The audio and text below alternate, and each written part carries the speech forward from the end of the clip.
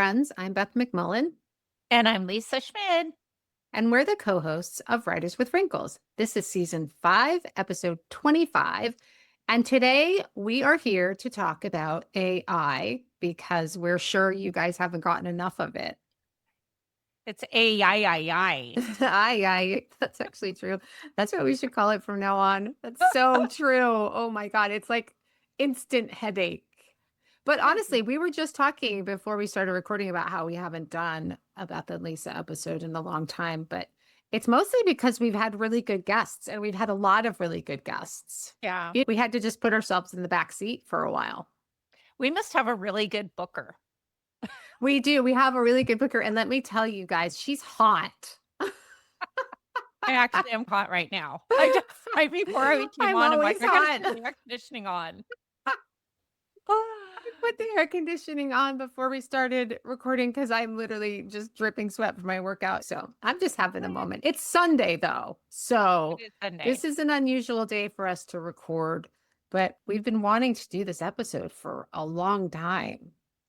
I wish it wasn't a necessary episode. I wish we didn't even have to talk about it. So Ugh, me too. I feel the same way. There's a couple of things. I think there's AI as an author, like a writer in that universe. And then there's what these AI companies are doing to books that I find so disturbing, just on kind of a higher level. The fact that they're buying obscene amounts of books and they like to get books that were written before 2022, before AI started to contaminate all the writing, and they buy them from used booksellers around the world and they ship them to secret locations and they tear the spines off, they feed the pages in, they consume them and destroy the book. And some of these books are rare books. They don't want yeah. anybody else to have them, so they destroy them. It's literally like a monster eating books. And their goal, they're using ISBN lists, according to some of these investigative reports, to try to get all the books ever written. I'm so depressed. It's It's just so obscene. depressing. Yeah. It's an obscenity. And as somebody who's had all of my stuff consumed, it makes me furious. Yeah. It should. I don't It just it and for everyone out there, I feel like we're getting just blindsided and punched in the gut every day with something new and gross that's happening in the world. And this is just another blow. Just something new and gross coming our way in this world that we live in right now. And art just is another Consumable. casualty. Yeah. It's just something they eat to feed their monsters so the billionaires can get richer. And we can be told that we have to follow all these new rules, which is another thing that if you read my Substack, you'll know I'm very mad about. I Yeah. have a lot of anger in this episode, so I will try to keep a lid on it to not make you No, all, do but not I keep a lid I'm on it. We're just not here to I'm do that so today. sick of it. I'm so sick of Yeah. anyway, Well, we'll get to it. it's interesting because a few weeks ago, and my wonderful agent, I love her, called a meeting with all her clients to discuss AI because it's one of those things that, as we're seeing, we can touch upon about the scandal or the what recently happened to the author who got his book deal pulled. But she had a meeting to say this is what's acceptable and this is what's not acceptable where AI comes into play with writing. And it is very strict, and we'll go ahead and put the guidelines that we've been given or that we've been I was given as far as and I think it's the general guidelines of what's okay and what's not okay in using AI with your writing. And it is very limited, as it should be. But the whole time she was talking, all I could think of was, "Let the witch hunts begin." This is what's gonna happen. People are gonna start coming after and it's gonna be people who are more vulnerable. People are gonna accuse people of using AI to write their books without any foundation or any basis of truth that they can just say it. Oh, they're using AI or whatever. And we're already seeing that happen. It's just like the witch hunts have started and it makes me even more anxious about publishing. Everything about publishing is already filled with angst, and this adds a whole new layer. Yes, and it's ridiculous that the burden is on the writer. Yeah. So, my feeling, and I feel very strongly about this, and feel free to try to talk me out of it. These companies are making, first of all, enormous amounts of money, making people very rich, destroying the environment, destroying books, destroying a lot of things in the process, changing culture without anybody's permission on the backs of us. You got no books, you got no large language models, right? Right. So the fact that and I use that generally, writer person, and being asked to prove that I'm not the robot that ate my material. Okay. It consumed my material. So it can very well sound like me if it wants to, right? It's got all my stuff.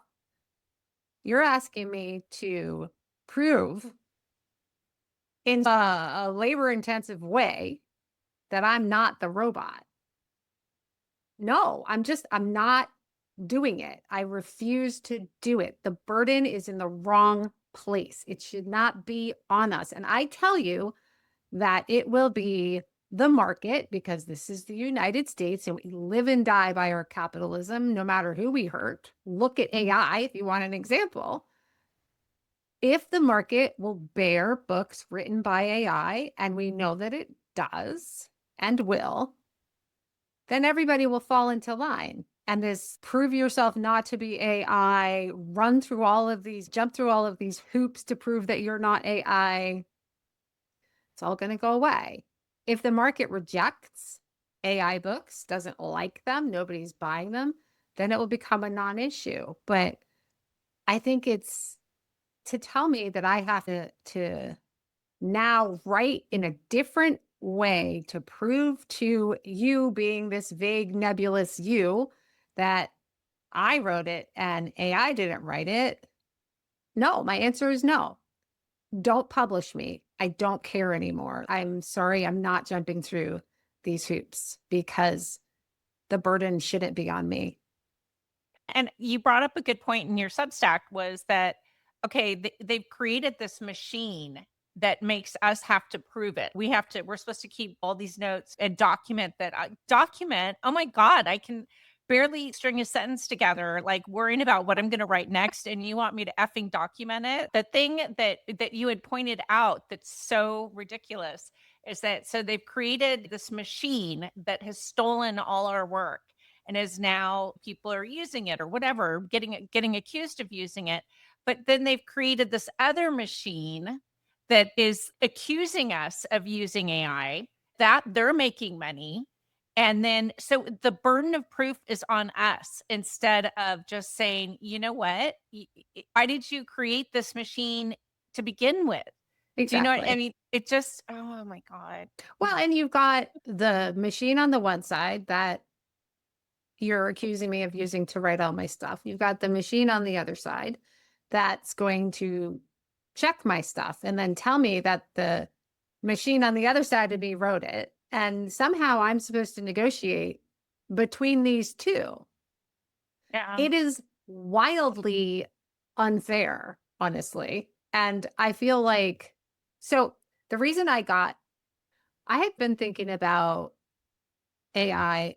I definitely use it for stuff like pulling up different research, learning about time periods. It's great for helping to organize my calendar, logistical stuff. I'm a one man shop, right? We do all of our stuff, just the two of us. So it's not like we have 25 assistants who can do stuff. It's great for that. It helps streamline a lot of things. But I started thinking about the burden that is being put on the author in terms of creative output. This is redundant if you read my stuff, but I heard this Freakonomics episode about the idea of nudge.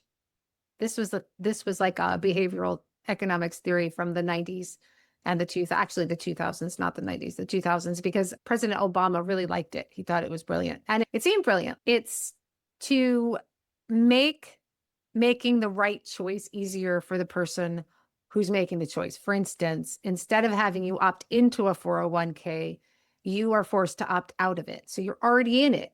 Most people are just going to leave it. And that seemed really brilliant, tweaking behavior. The thing that got me thinking about AI is that they used an example of recycling. And the idea was if you get people to throw their cans in the blue recycling bin, then we can make some positive change. It's a small behavioral nudge towards something that's going to have a systemic greater good.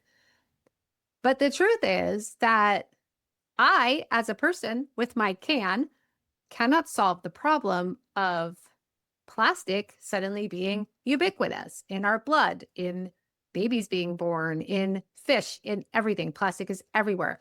My recycling my can or my bottle is not going to help. The problem is with the companies producing the plastic, and they are never told to stop doing what they're doing. This is the same exact thing. We are the plastic. We are the plastic bottles. We're being told to solve the problem that is created by these monster companies, and nobody is telling them to stop doing what they're doing. And Yeah. again, it is wildly unfair. And I turned off on Substack. I turned off the AI filter that I'm supposed to turn on. And if you'd like to unsubscribe for me because I turned it off, please do. But I'm not doing it. I refuse to play. I'm not playing this game. And I know Yeah. it makes no difference. I am a peon. I am a nobody. But I'm sorry, it's just too much. It's gone too far. Yeah. It just yeah. And the thing that I think we touched on, I can't remember if we touched on, is that it as in everything in life, and especially I would say in this country, it's not it's people are gonna get disproportionately blamed where it's like this one writer over here, yeah, he's using AI and everyone's like, "Oh, that's fine. We're down with him using it." But oh my gosh, this person just got a $2 million deal. What happened? What's he doing? I'm like watching this all play out and like why is this not an evil playing field? It's an That evil, was it's a little definitely slip. evil. But it's just why is one author, and I'm using air quotes, getting treated and another author getting treated a different way? And I think we Well, all know. that situation with the $2 million advance, that book had gone to a bidding war with something like 8 or 10 publishing houses vying to win it. And that means supposedly 8 to 10 editors read the book. I think that there was some use of AI in the Yeah, writing there of was the book. enough use that it passed some invisible line in their head that made them uncomfortable Right, about it or whatever, however they right. describe it. But I don't know about you, but I can tell when I'm reading stuff if it's generated by AI because it ain't got no soul as they say. It's just bland. I can tell. And I'm thinking if 8 to 10 or however many acquiring editors read that book and said, wow, this is worth beaucoup dollars, then isn't the fault somewhere other than the guy who wrote it? I think if he had a book that was that good that all of these companies are trying to acquire for big sums of money, it I don't understand what the problem was, right? Somebody thought it was good. All you guys thought it was good enough. Are they going to come out and say, "Oh yeah, we never read it"? Is that Yeah, really what did they never read it? Is that what happened? yeah, I don't know. It is so messy, and of course, we'll never know exactly what happened, but again, it feels like if the market is willing to bear a book like that, and clearly it was because they were all over it, then why are we saying no to that one? yeah. I don't know. I think just everything is it's just one more layer to make things difficult when you're writing. Yep, And I know that so many people have so much angst about it right now. yep. And it was one of our in the waiting room over on Facebook. Adam Rosenbaum's like, "You guys are gonna solve this issue, aren't you?" Totally. Watch us like we solve all the other issues. I understand that that it's upsetting if you're an author and you have to compete with the slop, Yeah, right? Because there is so much real garbage being generated and puked into marketplaces like Kindle and the ebook stuff. A little less so in print because it's more laborious, but the ebook market's being flooded with garbage, like real garbage. And like sometimes nefarious garbage where somebody will steal your book and change a few words and throw it up with a slightly different title and now they're making money off it. But again, that is not a problem that we can solve. That's like an Amazon problem. How do you figure out how to remove the slop so it's not competing with books that people actually want to read? I don't know how you solve that. That's not something that I have the skill set to do. If Amazon wanted to remove the slop, they could remove it. But like you said, they don't want to because it makes them money. It's just, it's such a huge topic, and there's so many layers. There's the basic layer of writing with it, there's the basic layer of trying to sell things you wrote with it, there's the basic layer of how much sort of onerous work is being put on the authors to prove they didn't write with it. There's just the disgusting behavior of the AI companies. I don't know. It's just, and it seems like I feel when you have somebody saying to you, here's 5 specific instructions that you should follow so that your work doesn't get the red mark that you used AI, the scarlet letter, as you will. That's not going to solve the problem. The problem is going to yeah, be no, something different in a week. First of all, this stuff is yeah, moving so fast. And second of all, it's like rearranging deck chairs on the Titanic. yeah. Things will just keep changing and evolving really quick. As far as I don't know, it seems like there's just different set of rules for different people right now, and it just is everyone's just it's yeah. I wish I had What's the like some part that amazing answer. what's the part that makes you the most angry? I It makes me angry that there are people that are getting accused of it by either reviewers or just in general people in the industry, and I feel like it's people who are the most vulnerable that are getting accused of it, and that's what makes me angry. That's where I'm really angry because I just look at somebody where, like, somebody else is getting he's using it and openly using it, and that's okay over there. But this person has never said, "I'm using it," but then they're being accused of it and being told, "You have to prove that you didn't use AI." But then over here, they're like, "Yeah, we'll buy your book. We're fine with it." But so that makes me really angry. It's a double It just standard. that it is a double standard, and it just I'm I just I yeah, I don't know what the answer is because I just see that continuing down this path because it's just the way of the world. You know what I mean? A certain type of person is gonna get a pass where maybe another certain type of person or another individual is not gonna get that pass, and they're gonna get accused of something that they didn't do because there's some machine saying, "Yeah, this is AI." You know what I mean? And they're Yeah. like, "Wait, what? I spent 10 years writing this book." You know what I mean? It's not AI. Yeah, and And you're so guilty. You're guilty that yeah, you're until you prove guilty, and yourself innocent. then the burden of proof is on you. And that's just like, how did we get here? Like, how is it that a writer who has just put their blood and sweat and tears into a book, we all know how it is. You just sit at your computer like staring into the void of life, trying to figure out how to write a book and you're consumed by it, like in your thoughts when you're out walking, when you're taking a shower, trying to put pieces together. And then somebody comes at the end of it and says, "Yeah, we think this has the markings of the hallmarks of AI." That's just crap. And I it read makes me sad.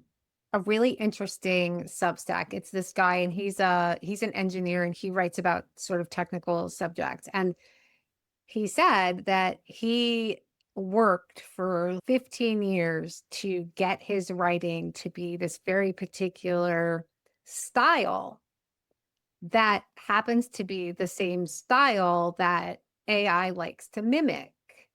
And so he said that if he runs a piece of his writing through the AI detector, it always comes back saying, yeah, this was definitely 90% AI generated. And he was like, I worked so hard to hone this skill. And now I'm like being told that because that's the way the bot wants to write, that I can't do it anymore, that I should put typos into my work, that I should create a garbled sentence here and there. The idea that you feel like you have to dumb down your own work to avoid being accused of using a bot to write it makes my head explode. Yeah. I just recently had some stuff done that we did some copy editing on, and the copy editor was like, "I'm deleting all the M dashes because I don't want anyone to think that you, used AI." And I'm like, "I don't think so." I loved M How those dashes, are and you know what? they've been No. ruined, they've been stolen. I'm like, "Do not accept." No, it's not happening. It's It's not not happening. fair. Yeah. Again, it's like, you want me to put in a typo or a misspelling on purpose after 20 years of teaching myself to not do that, just to prove that it was written by a human being. Yeah. It's And that bonkers. and you can totally tell when something's been written by AI. There's like a certain cadence to it that it's like this monotonous kind of monotone. There's no voice to it. And Mhm. so for me, when I'm reading something, whether it's like a marketing piece or this or that, I'm like, this has been AI generated. I can tell. I do marketing for our family business. And when I'm looking at my competition, I can tell. I'm like, oh, I can tell they're using because they all sound alike.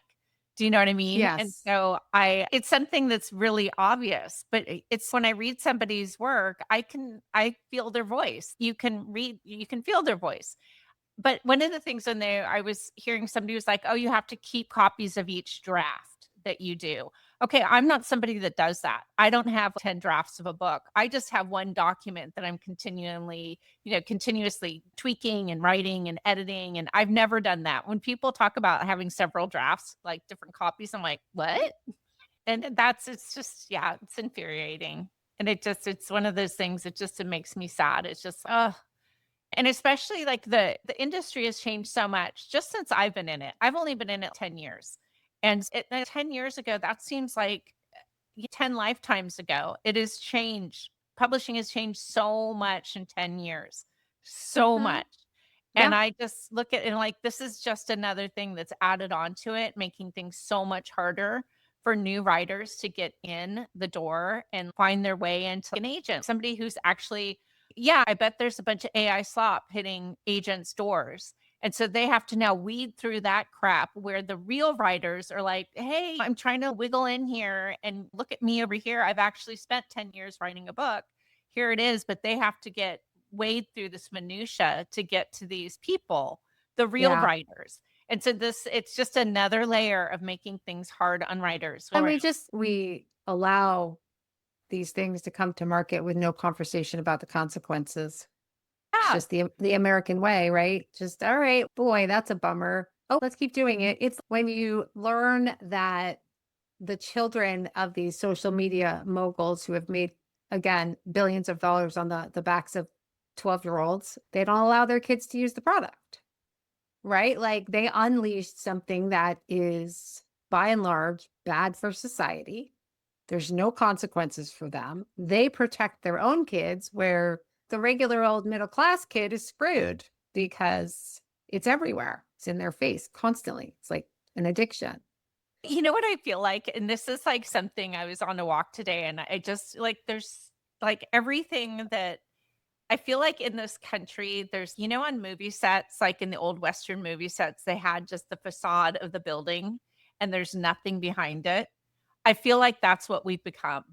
Do you know what I Yes. mean? It's like Uh-huh. the facade is coming down and it's like the depth of what's real and what isn't, it's not there anymore. Do you know what I mean? And it's The just emperor has no clothes. and yeah, I feel like that's where we are.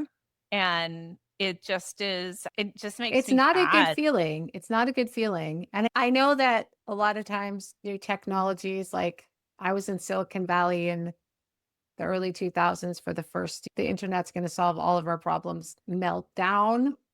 These things run in a cycle, but I think every time we cycle through, we lose something important and we are just told to accept it. And Yeah, I feel like that's with this, we're told, yeah, the burden's on you, just accept it. And I don't want to. I have no yeah. interest in it. Yeah. I think wherever you're at right now out in the world in writing is every time somebody's like, I just don't know what to do. And I'm just like, find your joy wherever that joy is with writing. Just find it. A friend of mine was struggling and she was not having success with traditional publishing. And I'm like, go self publish, go Yeah. find your joy. Writing should be about your joy. And when it gets to be tedious, it's like find workarounds the best you can. You know what I mean? We're working on a project right now, and that's where my joy is right now. I've Fun. we're That is gonna be the opposite end of the continuum of this episode. This is the sad life is crazy yeah, episode. That's gonna be the oh my God, life is so fun episode. It's coming soon. yeah, It will be here soon. We've been working yeah, on this and for a year.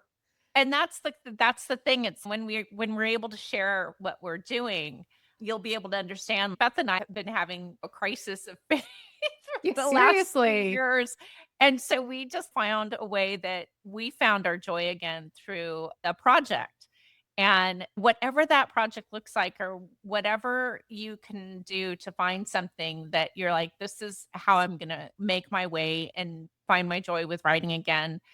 Do it and be creative, be different. You don't have to do anything traditionally. You can take different avenues of I know people that are doing that are self-publishing and traditionally publishing and or just going the indie route or just have decided not to do it completely and then they're just writing for themselves and that just find it. Find it again. Find that joy because I it does I get think stripped down. I think that is super important because if you get totally consumed in all of this stuff, these conversations about what you can do, what you can't do, how you prove you've done this, how you prove you didn't do this, blah, blah, blah, blah, blah. At a certain point, it paralyzes you.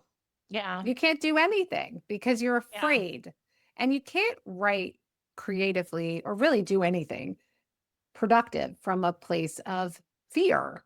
And Yeah. if you're sitting there terrified that you're going to get called out publicly and loudly for something you didn't do, but it's impossible for you to prove you didn't do it, or Right. at least impossible to prove you didn't do it to the extent that the people with the pitchforks want, then you're not going to be able to produce anything. You're just going to be sitting there like a deer in the headlights, staring Yeah. at the blank page, being like, I can't write that. I can't use that punctuation. Okay, that sounds too clean and smooth. I better mess it. All of these, listen, writers are erotic and we have so many self doubts anyway. To just pile on with all of this, it's not going to work.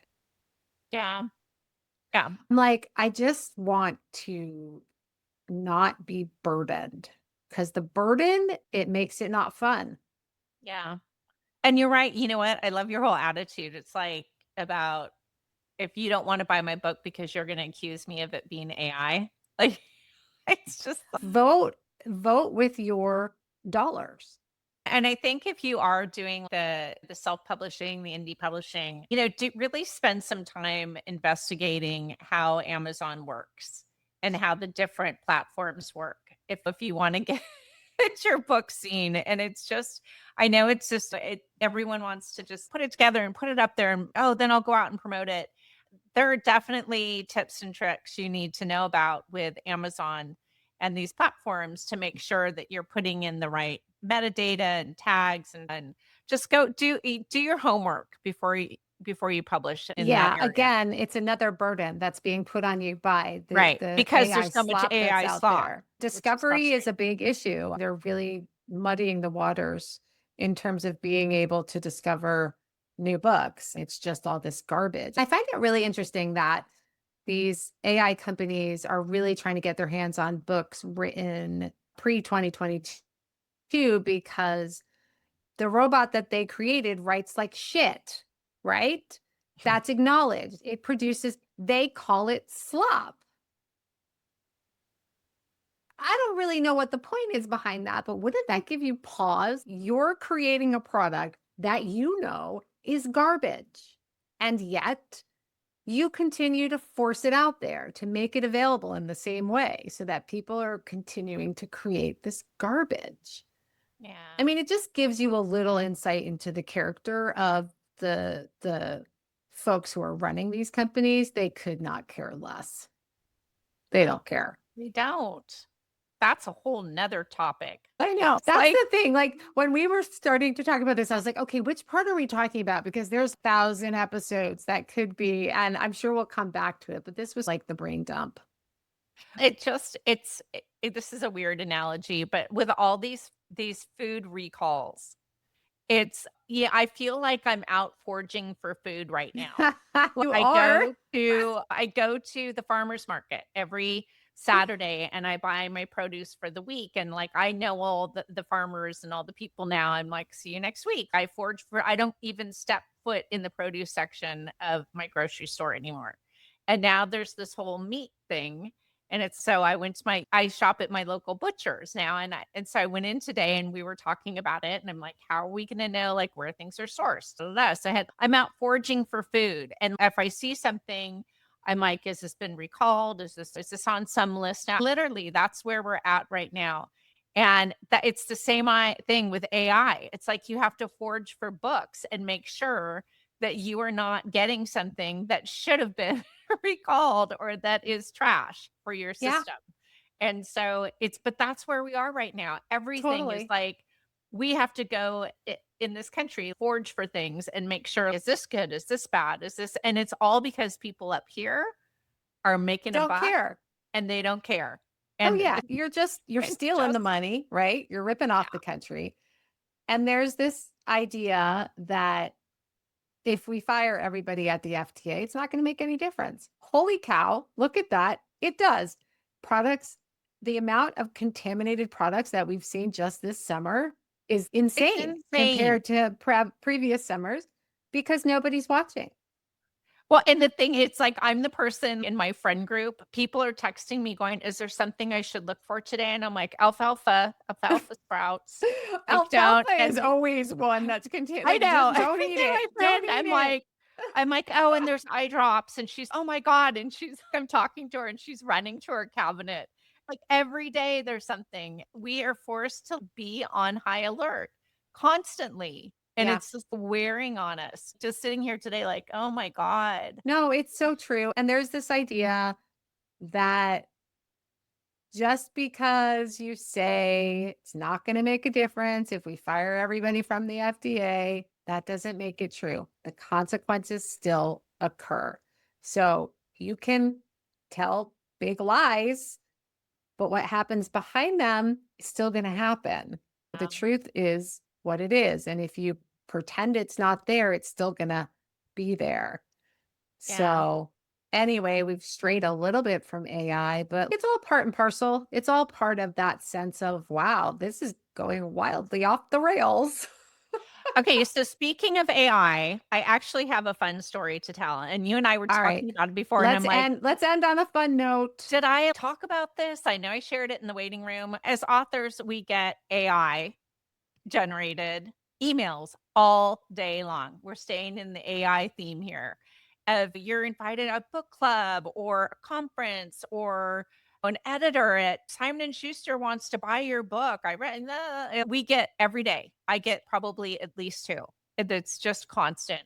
And so we had gotten one a while back for an invite to a conference and I checked it out and I was legit. And so I responded and we never got anything back. And I'm like, oh, it must have been I'm like, I don't know what the point is that they sent us that invitation. I got one to it's in Central California. It's several counties of librarians, of school librarians coming together for a day. It's a day-long camp conference thing.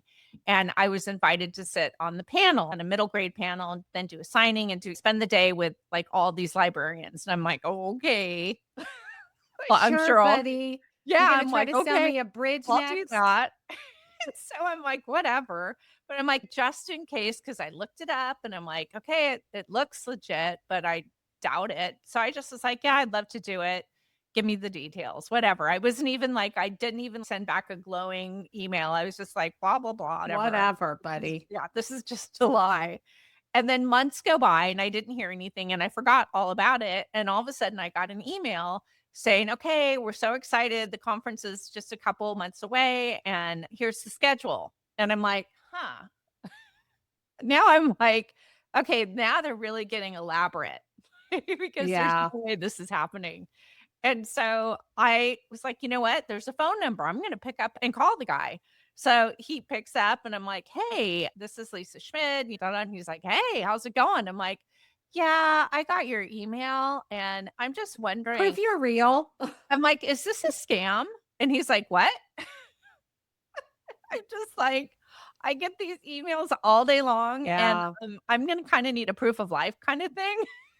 So It's true because though, it because really 9 times out of 10, they're garbage. it's not real, and so we had a good laugh, and he was telling me that he had sent out an email to all the librarians saying there's some grant money or something, and he's none of them responded because they all thought it was a scam, Yep. and that's what I mean, that's how Yeah. just it's worked its way into everything. Do you know what I mean? Yeah. And No, and it so makes you doubt. it makes you doubt. I get those editor ones like Oh my so and god. so from Penguin Random House. It seems to always be Penguin Random House. And I got Yes. one. I deleted it because it's ridiculous. But then they sent me a follow-up.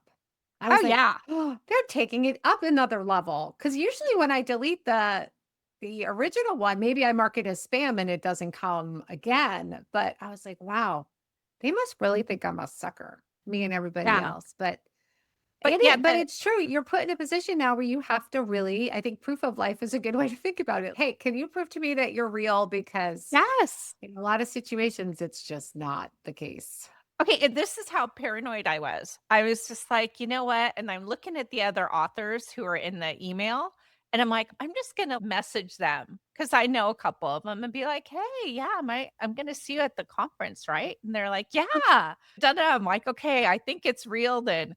But I guess, okay, the point of my story is, like, when you're getting these emails, make sure it's like there is, like, maybe 1 in Confirm. 100 that could be real, Yeah.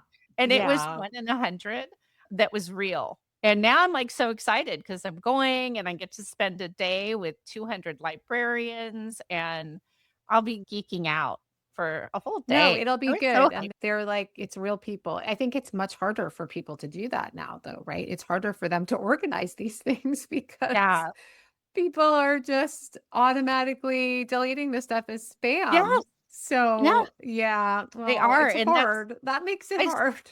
I saw somebody on in the waiting room had remarked that she had done a conference for SCBWI and people weren't responding, and it's because they are people just think it's a scam, and so that's just another Yeah. way AI is ruining our life with this crap.